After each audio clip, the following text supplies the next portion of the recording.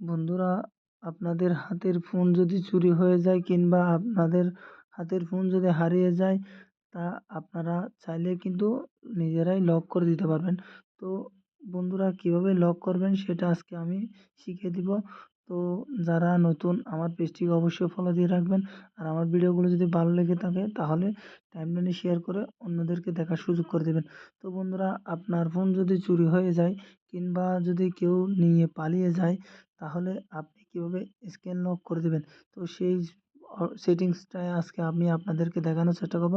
তো তার জন্য চলে যাব আমাদের যে ফোনের সেটিংস অপশন আছে, ওই সেটিংসে আমরা চলে যাব। সেটিংসে যাওয়ার পর এই যে নিচের দিকে একটু স্ক্রল করলে দেখবেন যে গুগল নামে যে অপশনটা আছে, ওটাতে ক্লিক করব। ওটাতে ক্লিক করার পর এই যে হাতের ডান দিকে অল সার্ভিস, ওইটাতে ক্লিক করব। ওইটাতে ক্লিক করার পর একটু নিচের দিকে স্ক্রল করব।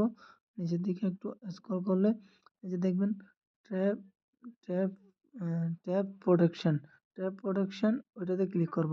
ওটাতে ক্লিক করার পর এই যে দেখবেন, আমি আপনাদেরকে একটু ট্রানজিশন করে বুঝাই। এই যে মনে করেন আপনার হাত থেকে কেউ ফোনটা ঝাপটা দিয়ে দৌড়ায় নিয়ে চলে যাচ্ছে।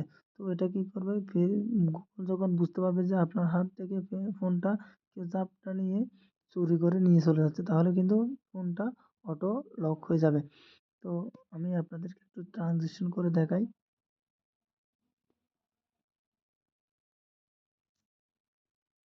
এই যে দেখতেছেন অটো লক সুরক্ষা। আপনার ডিভাইস চুরি হয়ে গেলে ব্যক্তিগত তথ্য সুরক্ষিত রাখতে অন্তর্নিহিত সুরক্ষা ব্যবস্থা ব্যবহার করুন। অটো লক সুরক্ষা, চুরির আশঙ্কা এগুলো আপনার স্ক্রিন লক করে রাখে। আপনার ডিভাইসটি আপনার কাছে থাকলে পিন বা পাসওয়ার্ডের মতো স্বাভাবিকভাবে আনলক করুন। চুরি শনাক্তকরণ লক, এই সেটিং যদি শনাক্ত করে যে কেউ আপনার ডিভাইসটি নিয়ে পালিয়ে গেছে, তাহলে আপনার স্ক্রিন লক হয়ে যাবে।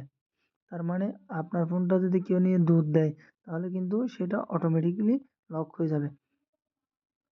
তারপর যে দেখতেছেন অফলাইন ডিভাইস লক, আপনার ডেটা সুরক্ষিত রাখতে আপনার ডিভাইসটি অফলাইন হওয়ার কিছুক্ষণ পরে আপনার স্ক্রিন লক হয়ে যাবে। আচ্ছা, আমি এটা দেখাচ্ছি, আপনারা একটু লক্ষ্য করে নিন যে আমি যে দুইটা অপশন চালু করে রাখছি, আপনারা আপনাদের ফোনে সেটিংসে গিয়ে এই দুইটা অপশন চালু করে নেবেন। তারপর এই যে নিচে দেখতেছেন রিমোট লক, আপনারা চাইলে সেটা রিমোট কন্ট্রোলের মাধ্যমে লক করতে পারেন। তো সেটা কীভাবে করবেন, তাও আজকে আমি দেখা দিচ্ছি আপনাদেরকে। এই রিমোট লক, ওটাতে ক্লিক করব। ওটাতে ক্লিক করার পর এই যে বন্ধুরা এখানে দেখতেছেন আমার এটা কিন্তু অলরেডি লক করা আছে। আমারটা কিন্তু লক করা আছে, আপনাদেরটা যদি লক করা না থাকে তাহলে লক করে নেবেন।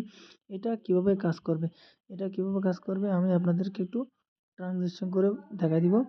এই যে আমাদের এখানে দেখতেছেন ফোন নাম্বার, আপনার ফোন নাম্বার দিয়ে দিবেন এখানে। এই যে এখানে সিকিউরিটি একটা কোড দিবেন, একটা স্ট্রং একটা সিকিউরিটি কোড দিবেন, যেটা আপনি জানবেন, অন্য কেউ জানতে পারবে না। যেটার মাধ্যমে কিন্তু আপনারা চাইলে আপনার ফোনের স্ক্রিন লক করে দিতে পারবেন। যে কোনো অ্যান্ড্রয়েড ফোনে গিয়ে মাত্র এই যে দেখতেছেন অ্যান্ড্রয়েড কম লক, এটাতে আপনারা গিয়ে ওইখানে কোনো সাইন ইন করতে হবে না, কোনো গুগল অ্যাকাউন্ট অ্যাড করার কোনো প্রয়োজন নেই। আপনারা যে কোনো ডিভাইস থেকে কিন্তু android.com লক এই অপশনে গিয়ে কিন্তু চাইলে এটা স্ক্রিন লক করে দিতে পারবেন। তো আপনাদেরকে আমি একটু ট্রানজ্যাকশন করে দেখাই। রিমোট লক চালু থাকলে আপনার ডিভাইসটি হারিয়ে গেলে বা চুরি হয়ে গেলে আপনি দূর থেকে স্ক্রিন লক করতে পারবেন। এটা কিভাবে কাজ করে, যে কোনো ডিভাইসে android.com লক এ যান।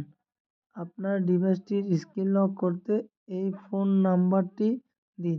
যে কোনো সাইন ইন বা গুগল অ্যাকাউন্টের প্রয়োজন নেই। ওই যে আমি বললাম, এখানে কোনো সাইন ইন করার কোনো প্রয়োজন নেই।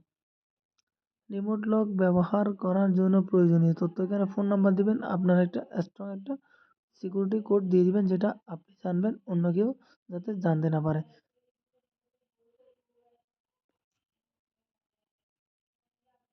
তো এই সেটিংসগুলো যদি আপনারা করে না থাকেন তাহলে এই সেটিংসগুলো তাড়াতাড়ি করে নেন।